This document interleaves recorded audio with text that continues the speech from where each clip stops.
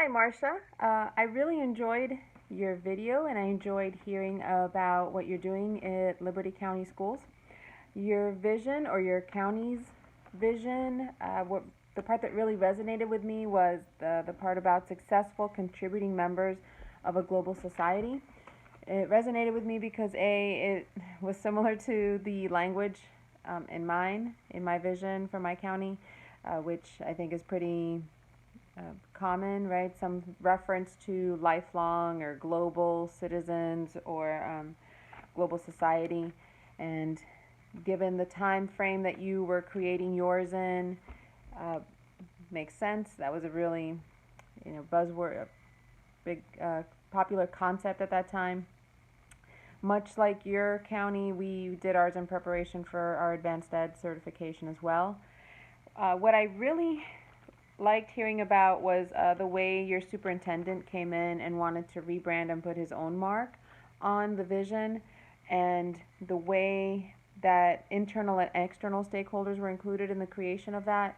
I would have loved to have heard a little more about which external stakeholders were included, but as you mentioned, you weren't part of the process and you were getting this information secondhand.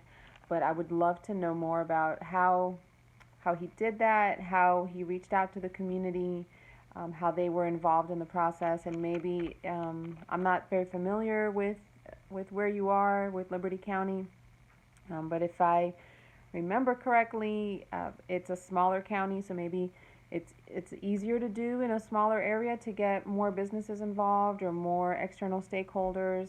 But I definitely think that's possible no matter where you are.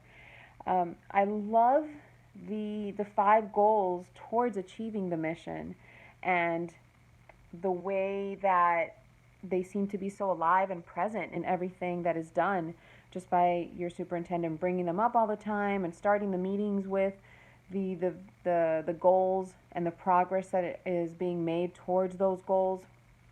It really keeps everyone accountable to the goal and to the vision.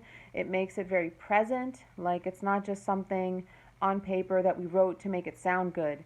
It's something that we really are striving towards, and that's something that was mentioned in the video, that your vision should be something that you see yourself attaining at some future point. And so by mentioning your goals and your progress towards them all the time, I think that keeps everyone with that present. Like, here's where we want to be, and here's what we're doing to get there. I also um, I also believe that you're on a great path, just like you ended your video really positively, just by saying that we're doing a great job.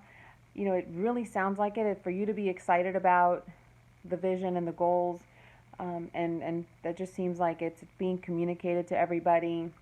I think your county's on a great trajectory as well. Another thing, oh yeah, back to the way that the goals are constantly and the vision are constantly brought up and reiterated. It also ties in with Fiore's roles of what a superintendent should be doing, which is to take the initiative to keep the board, the staff, and the public informed. So it really sounds like your superintendent has taken that to heart and that you have really good leadership. And I imagine that that's trickling down to your other building admins. If he's setting the tone for, this is my expectation, and this is how I communicate, and I would hope or I would think that your other administrators are seeing that as an example and also emulating that. Yeah, keeping the public informed is also one way to ensure that everyone is working towards the vision.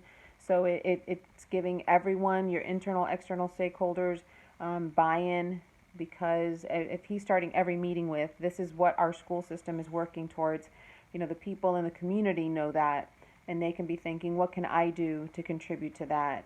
What is my family doing to contribute to that if they have a student in the system? Sounds like a great school system to be in. And I hope that you're learning a lot from that positive communication style as well. I enjoyed watching your video. Look forward to next time.